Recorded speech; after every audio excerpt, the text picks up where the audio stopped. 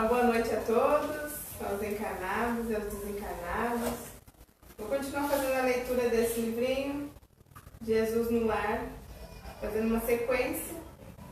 Hoje o título é O Maior Servidor.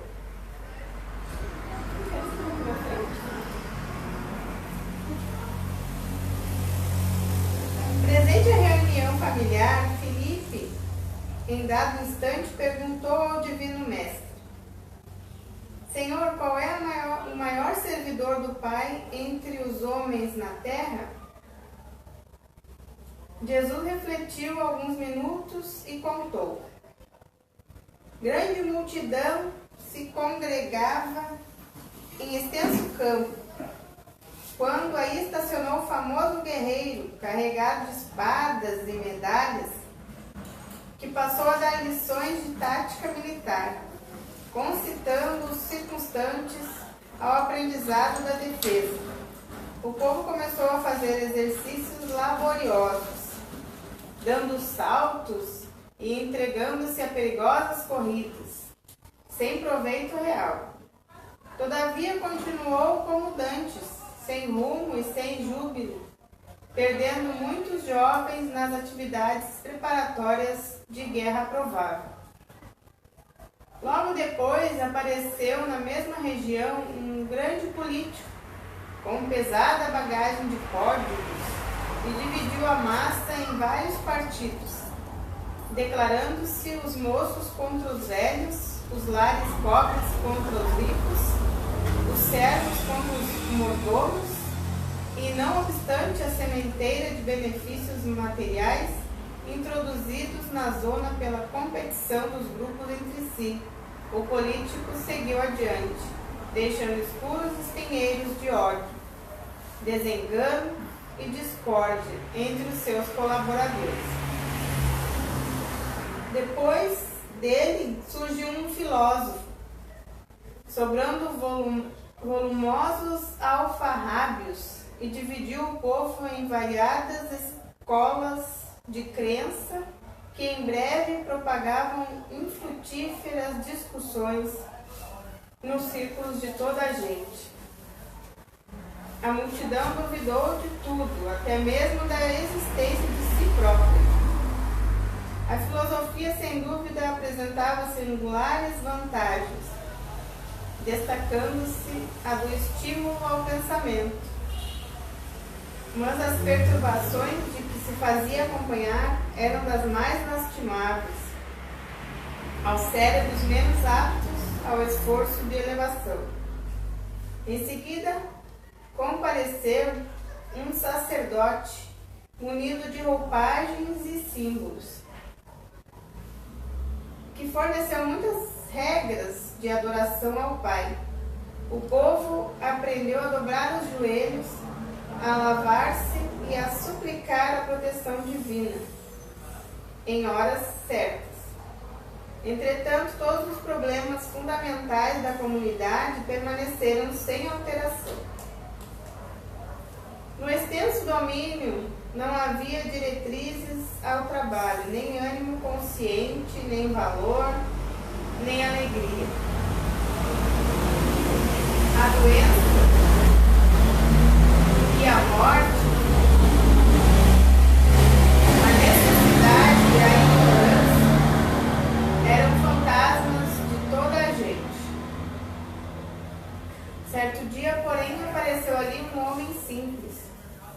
Não trazia armas, nem escrituras, nem discussões e nem imagens, mas pelo sorriso espontâneo revelava um coração cheio de boa vontade, guiando as mãos operosas. Não pregava doutrinas espetacularmente, todavia, nos gestos de bondade pura e constante, rendia culto sincero ao Todo-Poderoso. Começou a evidenciar-se, lavrando uma nesga do campo e adornando-a de flores e frutos preciosos. Conversava com seus companheiros de luta, aproveitando as horas no ensinamento fraterno e edificante e transmitia suas experiências a todos os que se propusessem a ouvir. Aperfeiçoou a madeira, plantou árvores benfeitoras, construiu casas e instalou uma escola modesta. Em breve, ao redor dele, viçavam a saúde e a paz, a fraternidade e as bênçãos do serviço, a prosperidade e o contentamento de viver. Com o espírito de trabalho e educação que ele difundia, a defesa era boa, a política ajudava, a filosofia era preciosa e o sacerdócio era útil, porque todas as ações no campo permaneciam agora presididas pelo santo imperativo da execução do dever pessoal no bem de todos. Calou-se o Cristo, mas a assistência reduzida não ousou qualquer indagação. Após contemplar o horizonte longínquo, em longos instantes de pensamento mudo, o mestre terminou. Em verdade, há muitos trabalhadores no mundo que merecem a bênção do céu pelo bem que proporcionam ao corpo e à mente das criaturas. Mas aquele que educa o Espírito Eterno, ensinando e servindo, paira acima de todos.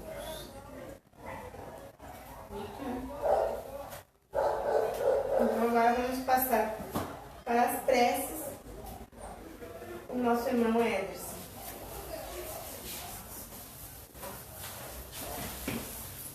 Então, uma boa noite a todos. Sintam-se todos acolhidos na casa de Francisco. Então convidamos a todos, vamos passar para a parte das preces. Vamos fechar os olhos, nos concentrarmos.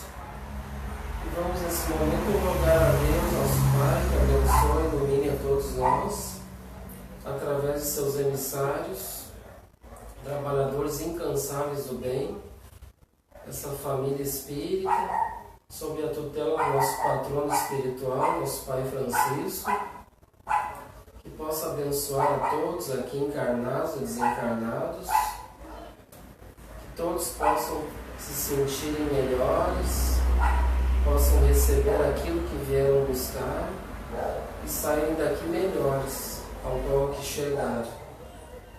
Que ilumine o nosso bairro, a todos os vizinhos ao redor, que abençoe e ilumine a todos os lares, aqueles que estão vibrando conosco positivamente pela internet, que possam também receber as vibrações, as boas energias, e que Deus abençoe e ilumine aqueles que estão acamados, que estão doentes, estão sofrendo, em todos os lugares, que eu possa abençoar esses amigos espirituais, trabalhadores do bem, abençoe e ilumine os hospitais, os orfanatos, os asilos, aos presídios, a todos os lugares de amparo, de acolhimento, a esses irmãos, que abençoe e ilumine o nosso Estado, o nosso país, neste ano que agora adentramos, 2019, possamos ter um ano melhor e que os nossos irmãos políticos possam olhar mais pelo povo, possamos ter um país mais justo, mais digno para com todos, possa haver mais justiça, iluminando, abençoando também a todo o nosso planeta, a todos aqueles lugares que estão sofrendo, que estão em guerras, que estão sofrendo com a fome, com doenças, com calamidades, e que possamos confiar no nosso Mestre, Senhor Jesus Cristo, que está no leme dessa embarcação terrestre. Possamos ter muita fé e depositar a Ele os seus votos de confiança para um mundo melhor, mas que principalmente começa dentro de cada coração, que suas virtudes, que seus ensinamentos possam brotar dentro de cada um de nós, para que o mundo seja um mundo melhor.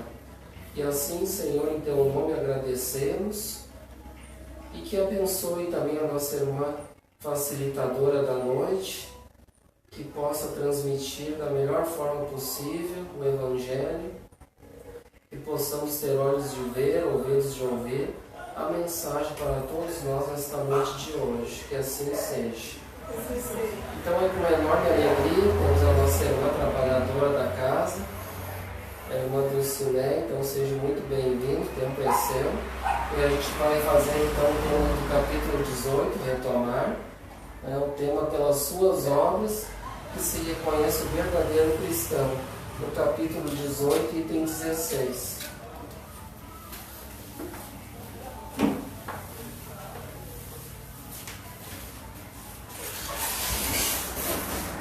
Uma boa noite a todos. Mais uma vez sejam todos bem-vindos a esta casa de oração e esclarecimento. Vamos conversar então um pouquinho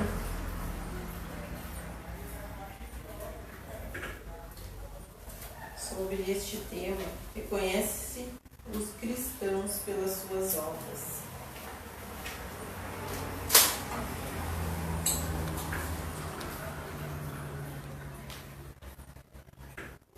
E a gente começa assim, então. O título é Muitos são os chamados e poucos os escolhidos. Aqueles que me dizem, Senhor, Senhor, não entrarão no reino dos céus, mas só aqueles que fazem a vontade de meu Pai que estás nos céus. Escutai essas palavras do Senhor, todos vós que referis na doutrina espírita como uma obra do demônio. Abrem vossos ouvidos, pois o momento de ouvir chegou.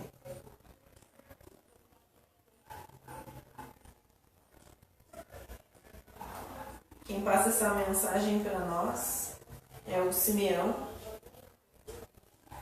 que passou a mensagem para o Kardec, no ano de 1863. Vocês vão identificar que faz muitos anos isso, Mas parece que ele está dizendo para nós hoje mesmo, como se fosse para os dias atuais. E ele continua dizendo: basta trajar a libré do Senhor para ser um fiel servidor?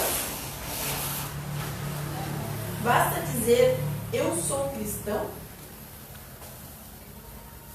para seguir o Cristo? Procurai os verdadeiros cristãos e vos reconhecereis por suas obras.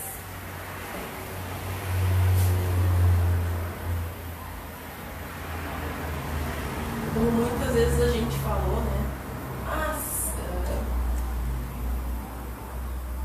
é fácil tu andar com uma Bíblia embaixo do braço e pregar para os outros o que é correto a fazer, Mas o principal que a gente deve fazer é com exemplos, Para as pessoas te seguirem os bons exemplos. Tem uma historinha para contar. Tinha dois jovens, tinha um senhor espírita, vamos chamar esse senhor de João.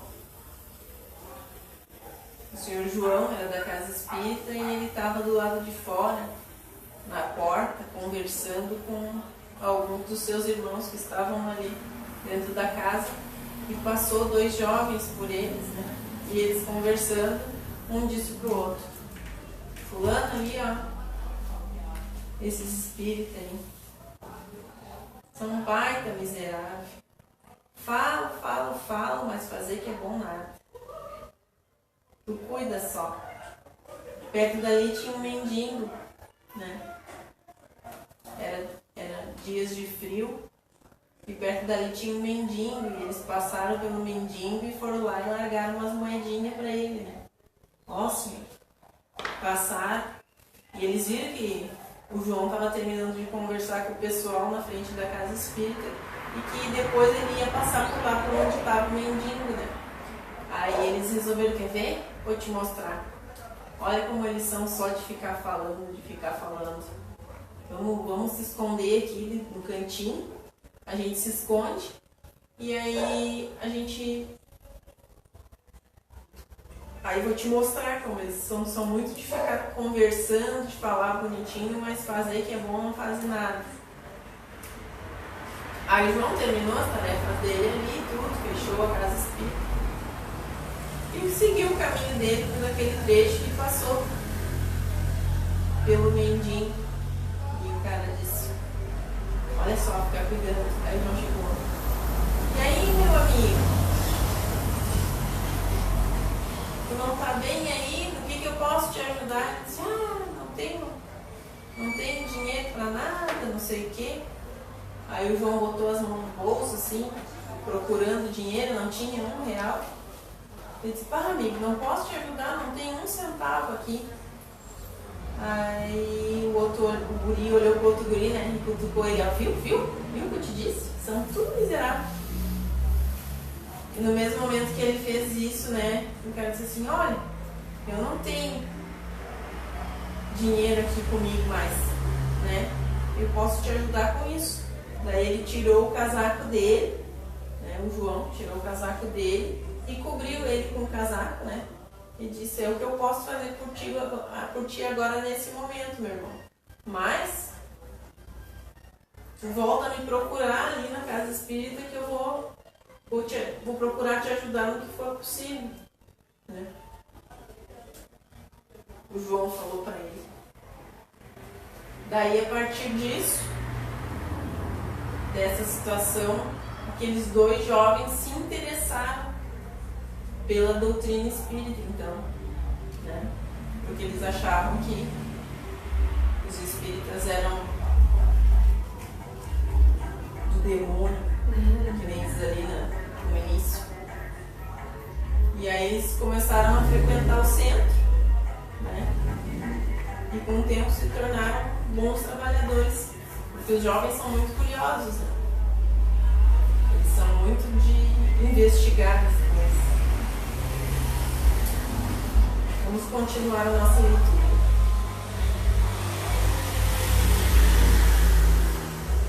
Uma árvore boa não pode produzir maus frutos, nem uma árvore má produzir bons frutos. Essas são as palavras de Jesus, né? Toda árvore que não produz bons frutos é cortada e lançada ao fogo. Eis as palavras do Mestre. Discípulos de Cristo, compreendei bem essas palavras.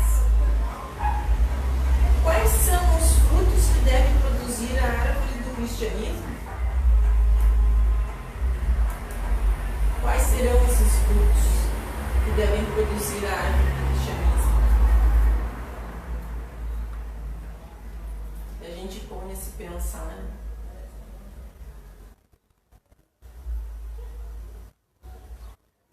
Jesus veio há muitos anos trazer para nós os ensinamentos dele, né? Que são as leis divinas, que a gente conhece bem, né?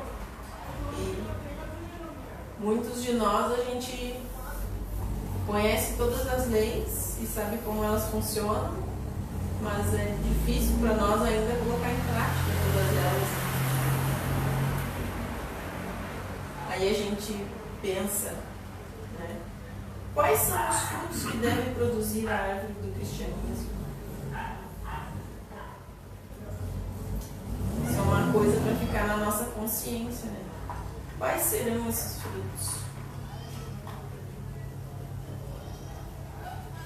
Vou continuar a leitura. Árvore poderosa, cujos ramos espessos cobrem com a sua sombra uma parte do mundo, mas que ainda não abrigaram todos aqueles que devem se reunir ao seu redor. Os frutos da árvore de vida são os frutos de vida, de fé e de esperança. O cristianismo, tal como se fez durante muitos séculos, prega sempre essas divinas virtudes. Procura espalhar os seus frutos, mas quão poucos os colhem? Quão poucos os colhem? Né? Hoje mesmo a gente conversou sobre isso, né? Como é difícil pra gente, ainda no estado evolutivo que a gente se encontra, entender dessas dificuldades de praticar tudo aquilo que a gente aprende, né? Mas quando tu pensa, mas se eu prego isso, né? Como eu vou dizer pro outro, olha, tu tem que fazer, se eu não fizer esforço nenhum para praticar o que eu falo, né? Para as pessoas te seguirem por um bom exemplo, como fizeram aqueles adolescentes com o João, né? Eles têm que te enxergar como um bom exemplo. Para te poder dar bom exemplo para as pessoas, tu tem que lutar ferozmente contra as suas imperfeições, contra as nossas próprias dificuldades, contra os nossos próprios defeitos, né? A gente pensa assim, eu tenho que ser um exemplo, por exemplo, para os meus filhos, né? Porque o meu filho tem que... Os filhos seguem o pai, ou a mãe, a avó, os exemplos que são lhe dados e as orientações. Claro que eles têm aquilo que eles trazem deles da vida passada, né? As suas dificuldades, assim como toda a extensão de vida anterior que eles tiveram, eles trazem um gravado neles. Isso se expressa bastante. Mas o que vai definir bem o que vai ser a pessoa é o que ela vai aprender. E quando a gente é maior, tem maior dificuldade nisso, né? Tem maior dificuldade em querer aprender. Porque a gente acha que a gente já sabe, já conhece os processos, já sabe como é que tudo vai ser, né? A gente acha que a gente já tem entendimento de todas as coisas, que a gente sabe o que é certo e o que é errado. Daí quando chega alguém e diz pra ti, olha, tu tem que abdicar de certas coisas da tua vida para te poder seguir as leis divinas, para tua vida melhorar. Muitas vezes a gente não aceita isso, né? Como a gente conversou também, muitas vezes isso é extremamente dolorido para cada um de nós, né? Extremamente dolorido. Se desfazer desses princípios que a gente acha que só a gente tem razão, que os outros é que tem só os problemas, minimizar, se humildar, né? Se diminuir, como uns bons irmãos já disseram, a gente se diminuir para que, né? Para que o outro cresça. É bem dolorido essa situação, né? É bem complicado. E quando a gente conhece a doutrina com 40, 50 anos já, que tu já tem um tempão fazendo as coisas sem saber, muitas vezes tudo errado. A gente conhece a doutrina, parece que fica mais difícil ainda de tu lidar com tudo, né? Sim. É mais complicado. É bem mais complicado. Nossa, consegue uma colher Não tá isso, né? não, tá obrigada. Eu começo a falar, me resseca, né?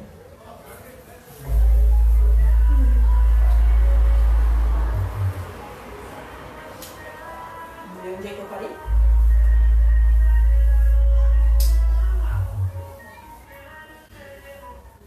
Árvore poderosa, né? Cujos ramos espessos cobrem a sua sombra, uma parte do mundo, mas que ainda abrigam todos eles aqueles que devem reunir ao seu redor.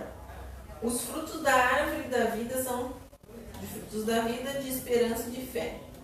O cristianismo, tal como o fez durante muitos séculos, prega sempre essas divinas virtudes. Procura espalhar os frutos, mas quão poucos os colhem. A árvore sempre é boa. Veja bem, a árvore sempre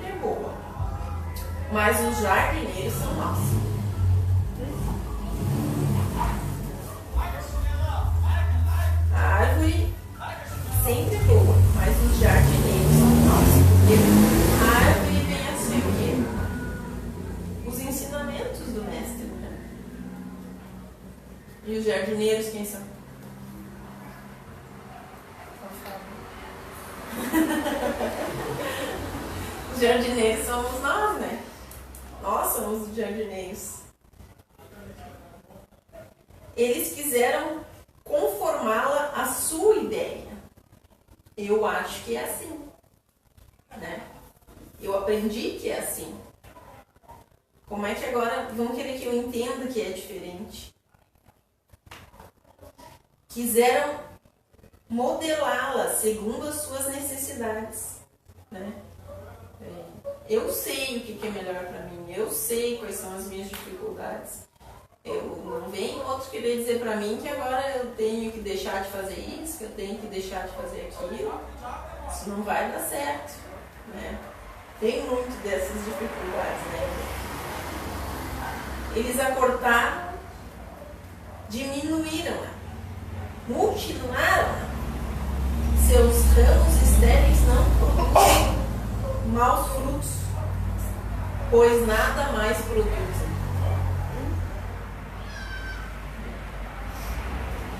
Hoje em dia a gente vê muito isso, né? O nada mais produzem. Porque a gente vê muito a população perdida, né? Induzida pelo materialismo, né?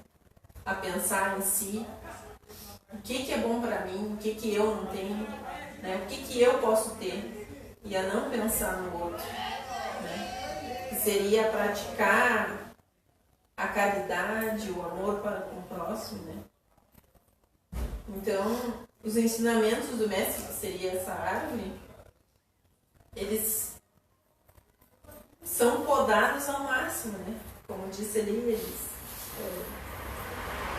chegou ao ponto de, né, não produzir mais nada. Tanto faz. Quem é Jesus? Né? Quem é Jesus?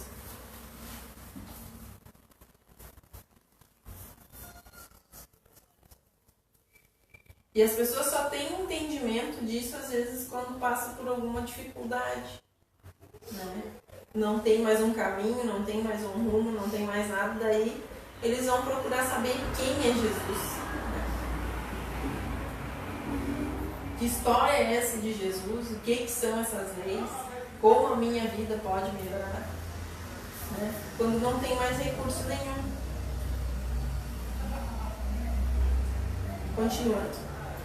O viajor sedento que se detém sob sua sombra para procurar o fruto da esperança que deve lhe restituir a força e a coragem, não distingue senão os ramos infecundos, fazendo pressentir a tempestade. Em vão, ele procura o fruto de vida na árvore de vida. As folhas caem secas. A mão do homem de tanto manejá-las queimou-as. Né?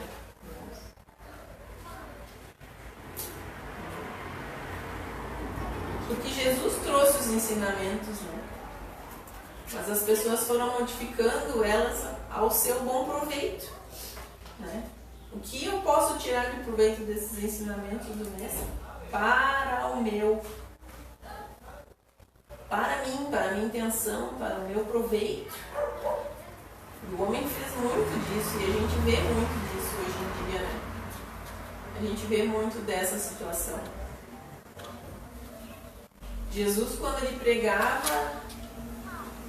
pregava no meio da rua, para todo o povo, né? Sem cobrar nada, de coração aberto, sem xingar ninguém, né? Quando ele fazia as curas deles, ele perguntava, né? Você tem fé? Você acredita? E a pessoa dizia sim. Então, e ele fazia a cura e dizia para a pessoa, ó, a tua fé te curou. A tua fé te salvou, né? Então, pela tua fé, agora, continua praticando as virtudes, não volta a pecar. e vai. Mas o homem, né, ele conseguiu, como diz ali, acabar com tudo. E aí vem o sofrimento, vem as dificuldades, né? Vem o desgaste todo das pessoas. E ela só volta a entender isso depois que passa por todo o sofrimento que é necessário. E ainda assim, tem pessoas que só nas próximas encarnações, que não conseguem entender, né? Que mesmo lendo, que mesmo estudando, que mesmo não consegue praticar isso, né? Não consegue botar em prática tudo isso que foi aprendido. Ele continua dizendo: abre, pois, os vossos ouvidos e os vossos corações, meus bens amados. Ouvidos e corações. Né? Por quê? Porque para a gente poder se modificar, além de escutar, que é importante, né? Tu escutar os ensinamentos, tu escutar as outras pessoas, tu tem que sentir no teu coração aquela vontade de se modificar, né? Só através do sentimento, de tu ter o amor pelo próximo, de tu sentir no teu coração aquilo e tu entender que é através da tua modificação que os outros vão se modificar e que os outros vão querer seguir aquilo que tu faz, é que a gente vai ter um mundo melhor. Ele segue dizendo: cultivai essa árvore da vida, cujos frutos dão a vida eterna. Aquele que a plantou vos convida a cuidá-la com amor, e vereis produzir ainda com abundância seus frutos divinos. Deixa tal como Cristo vos deu, não a multidez. Sua sombra imensa quer se estender sobre o universo. Não encurteis seus ramos. Seus frutos benfazejos caem em abundância, para sustentar o viajor sedento, que quer atingir o objetivo. Não escolheis esses frutos para os guardar e os deixar apodrecer, a fim de que não sirvam a ninguém. Há muitos chamados e poucos os escolhidos. Então, esses frutos colhidos dessa árvore, que são as virtudes que a gente aprende, né? Que são os ensinamentos do Mestre Jesus, a gente deve distribuir a quem quer que seja. Né?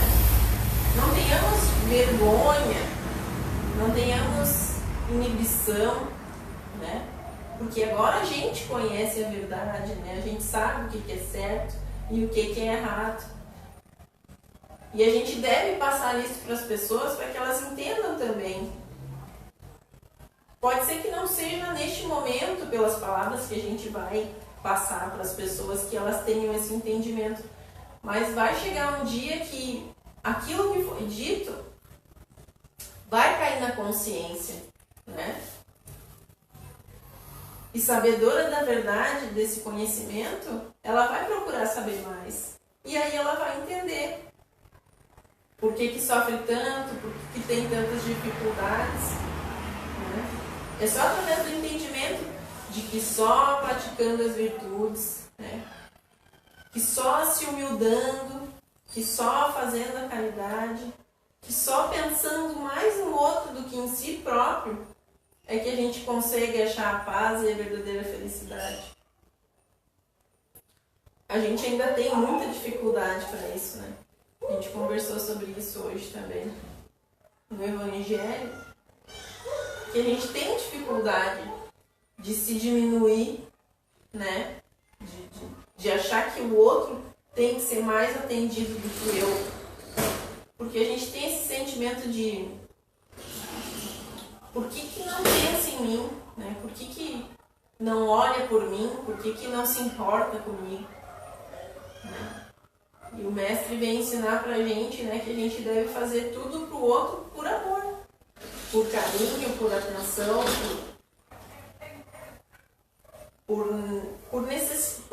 por esse amor de querer ajudar sem receber nada em troca. Mas ainda é muito difícil para todos nós, né, ter esse sentimento puro, inclusive para mim, né? A gente vai tentando se modificar, vai tentando, mas é bem complicado. Ele continua. Há sambarcadores do pão da vida, como há frequentemente para o pão material. Não vos enfileireis entre eles. A árvore que produz bons frutos deve distribuí-los para todos, e depois procurar aqueles que estão sedentos.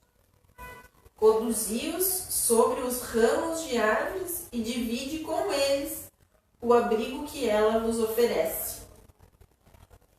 Não se colhem uvas dos espinheiros.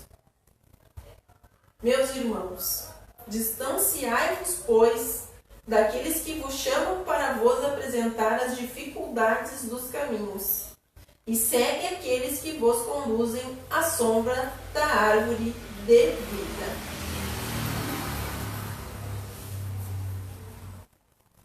Quem são aqueles, né, que nos distanciam das sombras dessa árvore, né?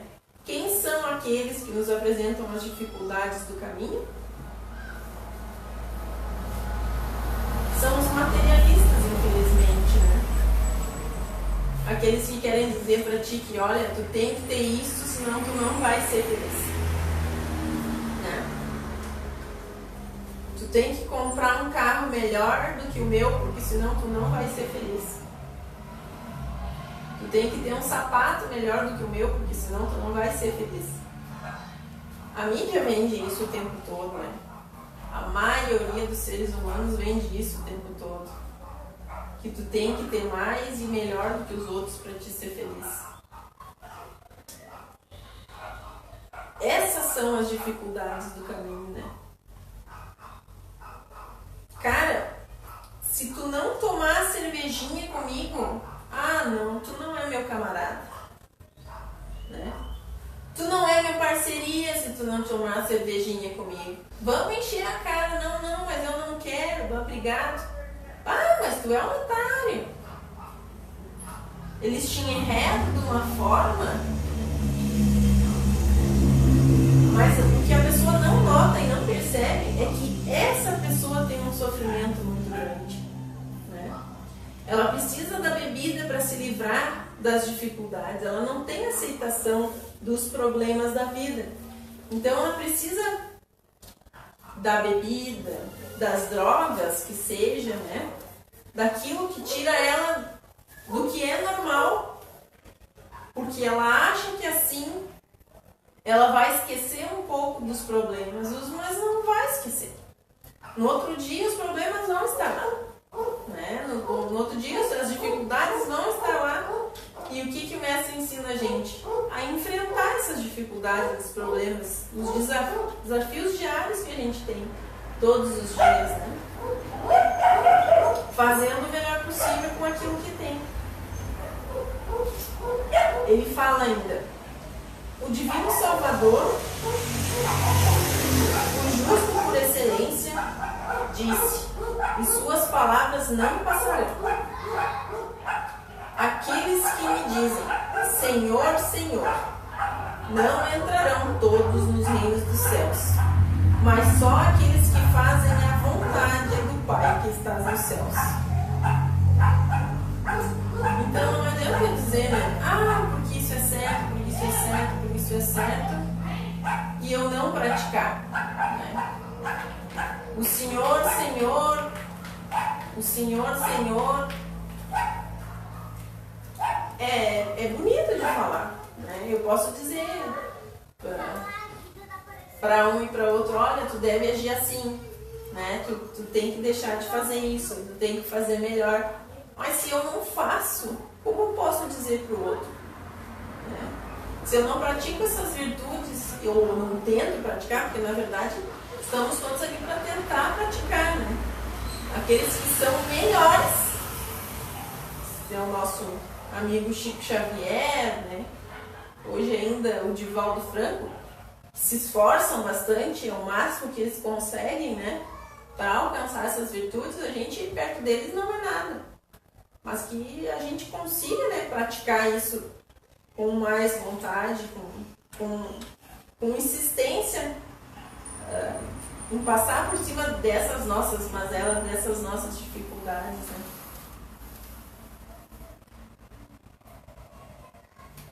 Tem uma passagem do Evangelho que diz: nenhum servo pode servir a 2 senhores, porque ou há de aborrecer a um e amar ao outro, ou se há de chegar a um e desprezar ao outro. Não podeis servir a Deus e a Mamon. Disse Jesus em Lucas 16:13. Né?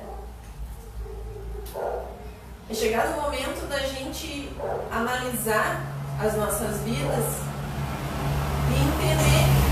A gente já sabe o que é certo e o que é errado. Né? A gente conhece as leis divinas. A gente conhece as virtudes. E é hora da gente decidir. A gente quer seguir a Deus ou a Mamon? Né?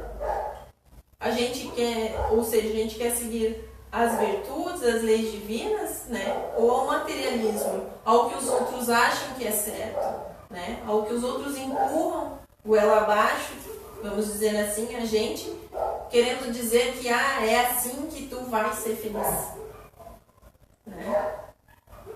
A gente não pode ficar em cima do muro, porque as dificuldades virão, né, para fazer com que a gente entenda isso, para fazer com que a gente compreenda que não é através dos prazeres que a vida proporciona que a gente alcança a felicidade.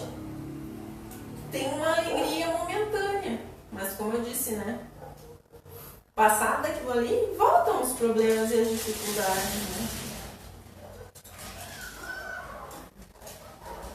Eu vou ler um trechinho desse livro aqui que eu já disse que eu gosto muito, né? Eu ganhei de uma amiga muito querida.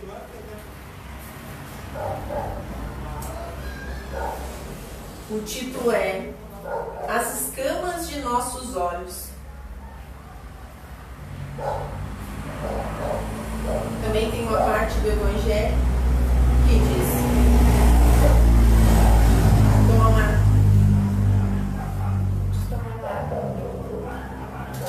não tomar água, senão eu vou parar.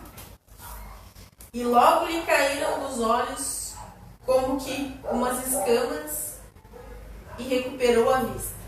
Atos 9:18.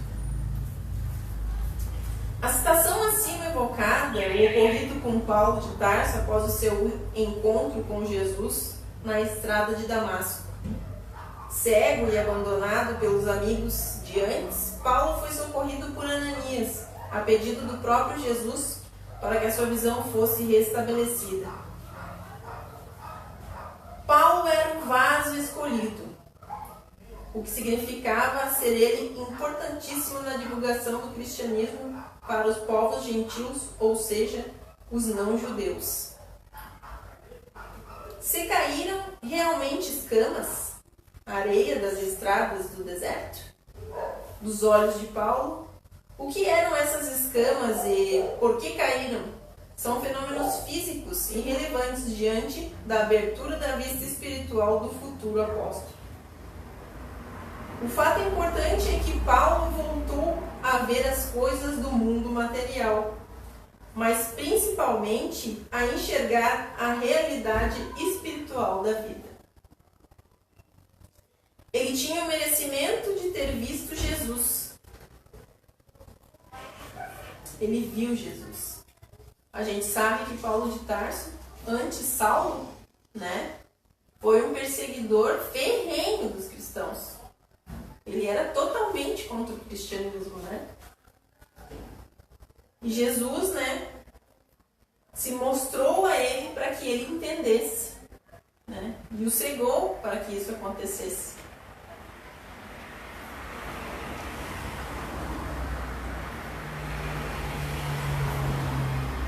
Era um espírito de altíssima evolução, capaz de reconhecer o grave erro em que incidia e tomar um rumo correto na mesma existência física.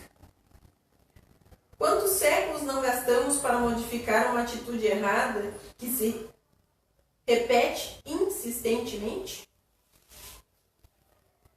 Quanto a nós, espíritos no início da jornada, em busca da perfeição, milênios nos separam do Cristo.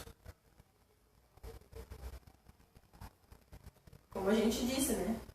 A evolução de Chico Xavier, a evolução de Divaldo Franco. A gente está longe deles, né? Muito longe. E de Ananias, a distância será tão grande assim? Melhor colocando, não podemos ter um encontro que Paulo teve na estrada de Damasco com Jesus, mas em relação a algum Ananias temos condições de encontrar? Ou seja, que a humanidade de hoje já não possui mais escamas nos olhos?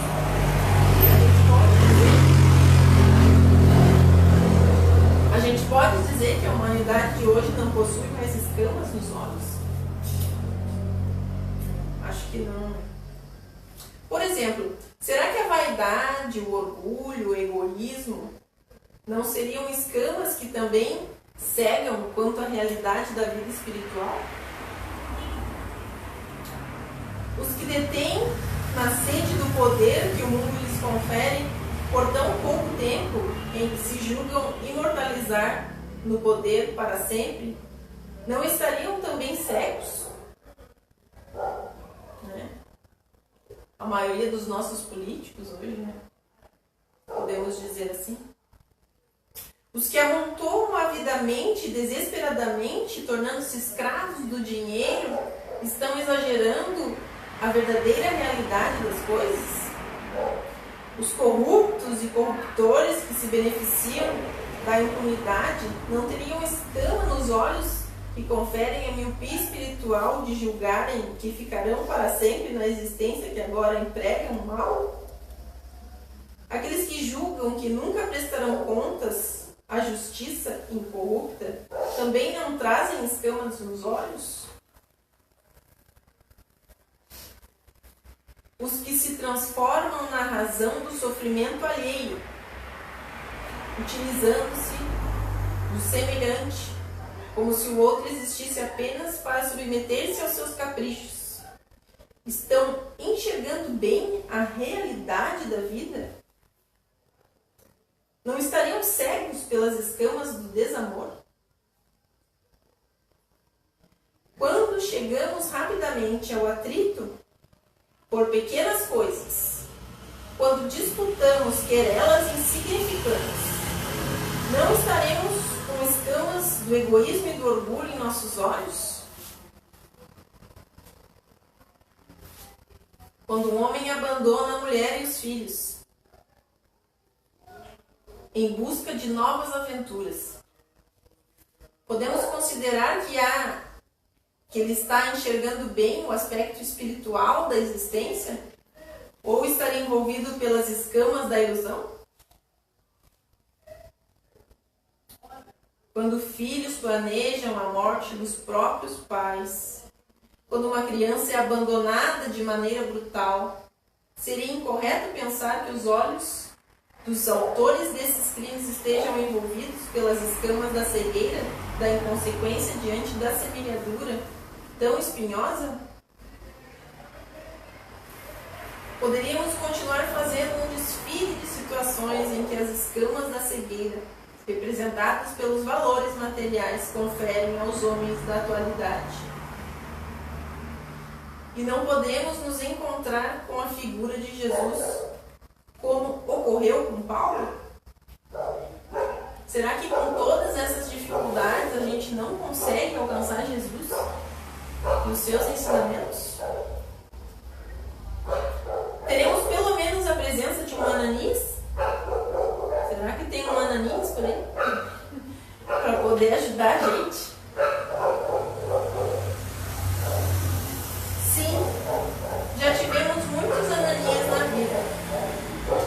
Aqueles acontecimentos que ocorreram para nos remover as escamas dos olhos, conferindo-nos a capacidade de enxergar além dos valores de um mundo tão transitório que é a existência desse corpo material. Quantos pais não derramaram as escamas dos olhos com a partida de um filho querido, que seria para eles o Ananias desta vida, procurando alertá-los sobre a realidade espiritual? Quantas enfermidades não se transformaram no Ananias, que procuraram derrubar as escamas dos olhos? Quantas dificuldades financeiras não se transformaram no Ananias, que trabalharam para nos despertarem quanto ao emprego equilibrado daquilo que um dia tivemos? Quanto dinheiro farto não poderia ser interpretado como uma oportunidade abençoada de auxiliar aqueles que não possuem sequer um pedaço de pão, para mitigar a fome do dia, removendo-lhes as escamas do ter sem dividir com quem nada possui? Quantas esposas complicadas não são os Ananias que nos buscam para ensinar a tolerância?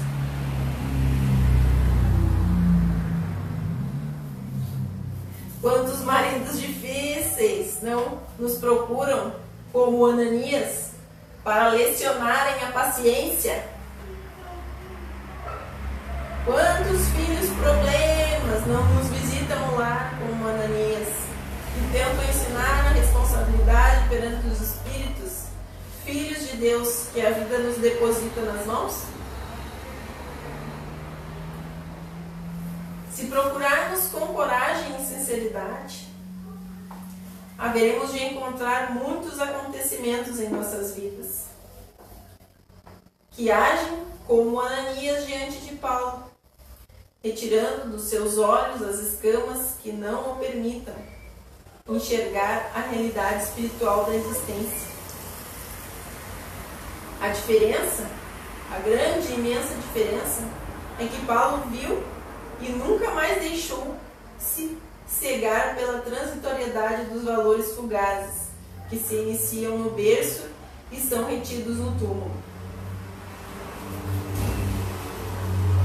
Como estão os nossos olhos? Quantas lágrimas ainda teremos que verter para que essas escamas enganosas dos valores materiais se desfaçam e caiam, como as de Paulo? Quantas vezes ainda nos deixamos cegar pelos convites do mundo? A misericórdia de Deus enviará, enquanto necessitarmos, os Ananias das dificuldades, das dores, que derrubarão sistematicamente as escamas que nos impedem de enxergar a figura majestosa de Jesus. Pelos milênios, derrubaremos escamas que nos impedem de ver as consequências das colheitas dolorosas, oriundas das semeaduras que realizamos no solo da nossa consciência. Mas, dia virá, mesmo que o tempo utilize milênios de duração, em que haveremos de nos ajoelhar diante da figura luminosa do Mestre e repetir a mesma indagação de Paulo. Senhor, que queres que eu faça? Neste momento, estaremos livres das escamas de todas as ilusões que nos acompanham por tantas existências na carne, disputando o poder e os prazeres do mundo. Estamos fazendo a nossa parte para removermos essas escamas dos olhos?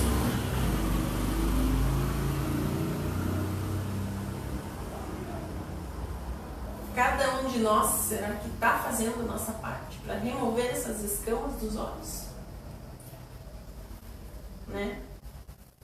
Ele sempre termina, né? E você está fazendo a sua parte?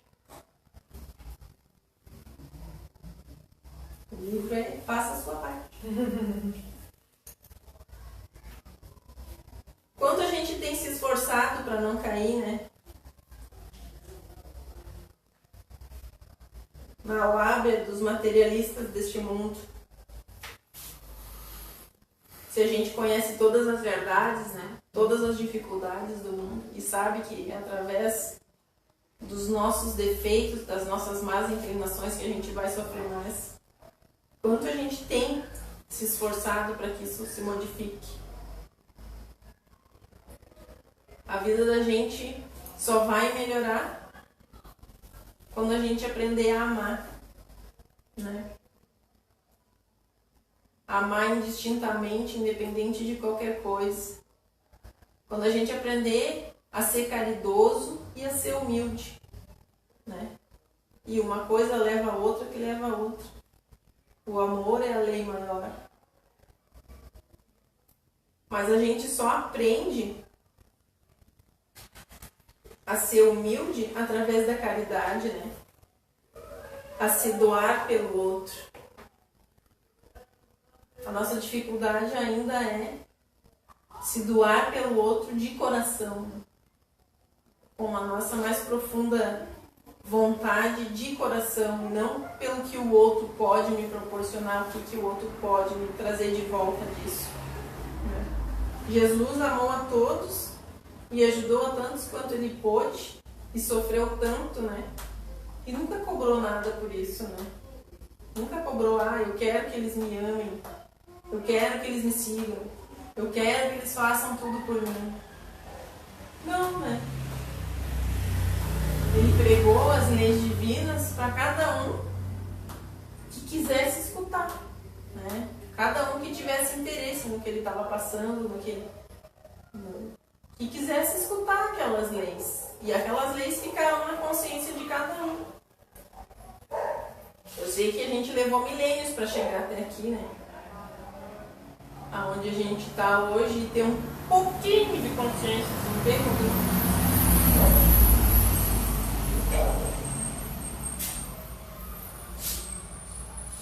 Mas eu espero que a gente comece a tomar essa consciência de que é necessário, né, a gente fazer esforços. Porque diz, né, se reconhece o verdadeiro espírita pelos esforços que ele faz para dominar as suas más tendências, né, para dominar as suas dificuldades. Que a gente possa ter esse intuito de se melhorar.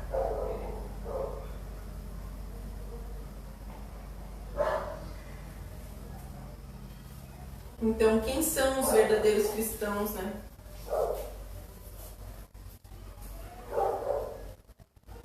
Por vezes, o verdadeiro cristão não está nem dentro da casa espírita. Porque, para ser verdadeiro cristão, como a gente estava estudando, tu tem que amar o próximo, ser humilde e caridoso. Como seria Jesus, né? Muitas vezes a gente estuda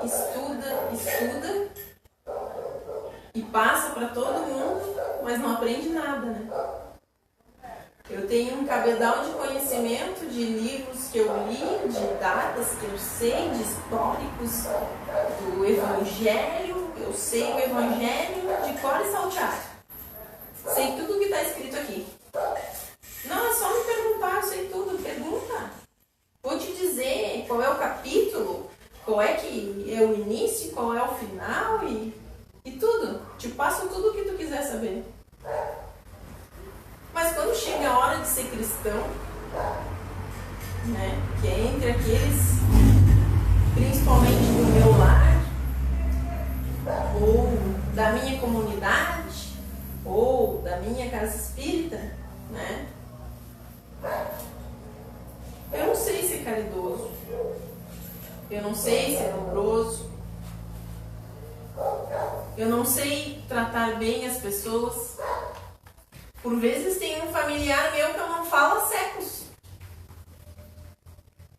Mas eu digo para todos, vocês têm que ser caridoso, vocês têm que perdoar, vocês têm que praticar a caridade, né? Mas eu não sei fazer isso, eu sei falar para os outros. Então eu não sou um cristão, né? E por vezes tem aquele senhor ou aquela senhora que vive só na casa dele lá, que não frequenta nenhuma casa espírita, que nunca leu um evangelho,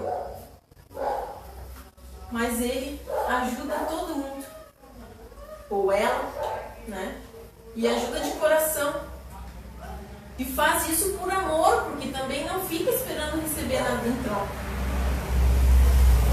Tem pessoas que são assim, e a gente conhece pessoas que são assim. Esses são os verdadeiros cristãos, né? Que bom se a gente, com o conhecimento que a gente tenha, o que é bem mais grave, né? Consiga se humildar, consiga pensar mais no outro, consiga pensar em ser caridoso com todos, né? Consiga diminuir a gente, já diz, né? Que a gente chega ao ponto de dizer, já não sou eu que vivo, mas o Cristo que vive em mim, como diz o Paulo de Tarso, né? Desde ter esse espírito cristão para nós, para nossa vida, de ter esse espírito cristão de, olha, eu vou fazer pelo outro porque me faz bem fazer pelo outro, né? Me faz bem. Que a gente tenha essa capacidade de olhar para dentro de nós, de fazer como o Santo Agostinho, né? De chegar no final do dia e olhar para dentro de nós, mas o que eu fiz de bom hoje? O que eu fiz de bom hoje? O que eu fiz de errado? Será que eu falei alguma coisa errada para alguém? Que eu possa olhar para dentro de mim e enxergar o outro e ver, mas por que eu falei isso para essa pessoa, né? Se eu não quero, se eu não ia gostar que ela me dissesse tal coisa, por que eu vou dizer para ela? A gente tem essa dificuldade ainda, né? A gente tem essa dificuldade de pensar nos pequenos detalhes que a gente pode, sem querer, estar fazendo, magoando outra pessoa, sem querer, né? Tá falando alguma coisa que não devia ter dito. Mas que todo dia a gente tem essa consciência de, da gente querer se esforçar em praticar tudo isso que nos diz o Evangelho, né? E com tudo isso, então, vou terminar com uma frase do Simeão. E ele diz: que o Senhor de bênçãos vos abençoe, que o Deus de luz vos ilumine, que a árvore da vida derrame sobre vós os seus frutos com abundância. Crede e orai. Simeão Bordeaux, 1863.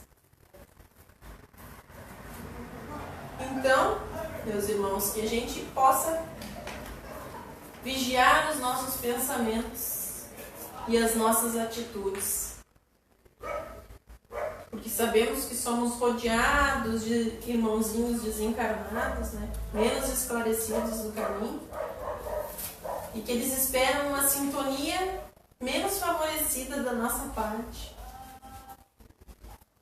para se conectar com nós, né? E arrumar mais dificuldades para as nossas vidas, para o nosso dia a dia. Então que a gente tenha esse hábito de vigiar e orar, né?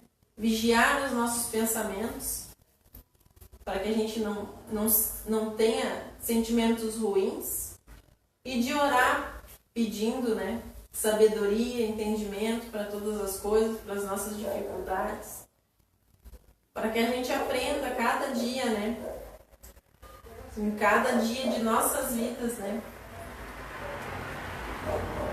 A ser verdadeiros cristãos, né? A aprender a se humildar, a aprender a amar e aprender a ser caridoso com o outro, sem esperar nada em troca.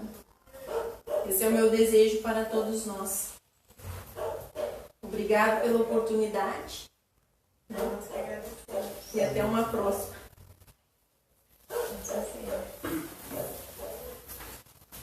Então a casa agradece, né, o trabalho da irmã.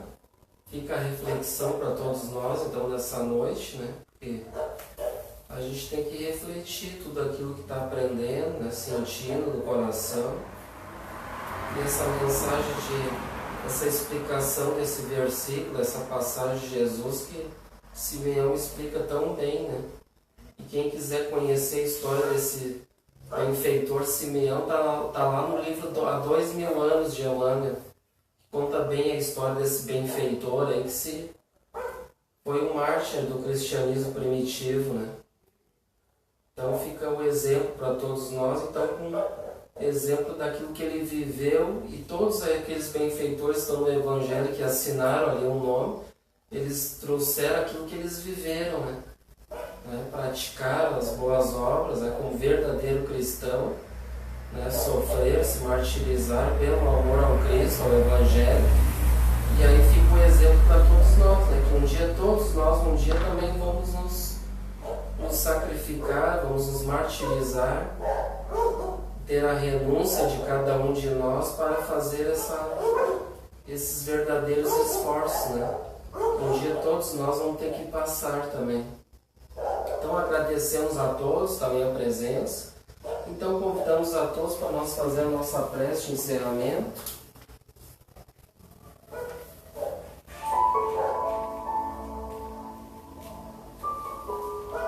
Então agradecemos, Senhor, por mais essa oportunidade de estarmos aqui reunidos em Teu nome, aprendendo um pouco mais do Teu Evangelho de amor, de paz, e através desses benfeitores amigos, através da doutrina espírita, que eles nos trazem esses ensinamentos, aquilo que viveram, nos mostrando que o verdadeiro caminho é este, só há um, não há outro caminho senão através dos ensinamentos do Cristo, que nos conduz ao Pai e à verdadeira felicidade.